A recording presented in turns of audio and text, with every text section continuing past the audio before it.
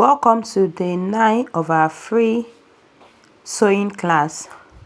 If you are just seeing this video for the first time, check my channel for the previous days tutorial.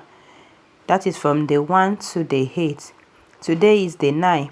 Today we'll learn the different type of blouses, the common ones. The type of blouses we can't exhaust it, but I'll tell you the common ones so that whenever you come across a blouse, you'll be able to identify that okay, this blouse is this type.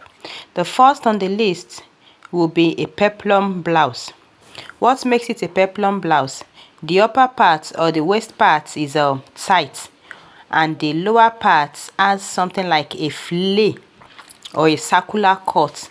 If you know how a circle cut is, like we did yesterday in skirt.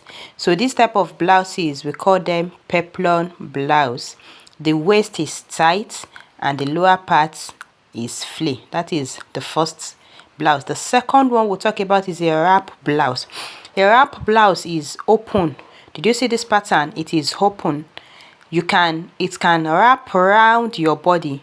One will go to the right, one will go to the left, and you just tie it. You can tie it to the front or to the back. This type of blouse, we call it a wrap blouse.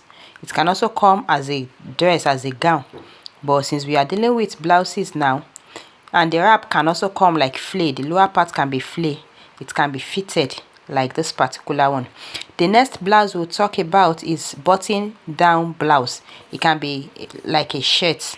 You know, it has button from up till you get down. It has button in front. It can also have button at the back, but most time it has button in front. So we call it a shirt blouse or a button down blouse. The next one is a tunic blouse. Tunic blouse are usually free. It does not have, it's not fitted at your waist point. It is free and it is long. Usually gets below your hip. So you can wear it with your leggies, you know, with your jean, with trouser. Basically, that is a tunic blouse. The next blouse we'll talk about is a crop top. This particular top is not long. It sometimes sits a little above or a little below your waist. Sometimes it might be at your waistline. It's usually short. That is why it is crop top. The next one we'll talk about is corset or bustier blouse. It is very fitted on the waist. This more like a corset or more like a bustier, but it is a blouse. So this is an example of a bustier or a corset blouse. The next we'll talk about is an empire waist blouse. Empire waist blouse is usually fitted around the waist. It usually have a waistband that is fitted around the waist. The upper part can be free, the lower part can be free also, but it is fitted around your waist. That is an empire waist blouse. The next one is a kaftan blouse, or we can call it a bubu blouse. It is just like a bubu, is very free, it's not fitted in any part from the upper part to the lower part. It is very free, just like your bubu, but the short one. So you can call it a kaftan blouse or a bubu blouse. It's one of the easiest type of blouse you can sew. Then the next one is a smoked blouse. This is it's usually sewn with an elastic thread. We'll talk about how to sew this type of blouse as we go on. You sew it with an elastic thread, so it's stretchy and it is clingy. It will hold or hug your body.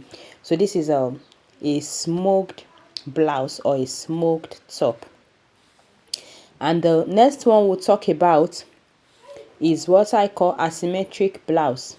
This type of blouse, it's one side is different from the other side. Like the right side is different from the left side, or the front is different from the back. That is why we call it asymmetric blouse. It is not uniform. When we start cutting, you understand symmetric and asymmetric. But for now, just know we have asymmetric blouse. All right, that is all we have for blouse for now. When we start cutting, we will dip more into blouses. Thank you for watching. See you in my next video.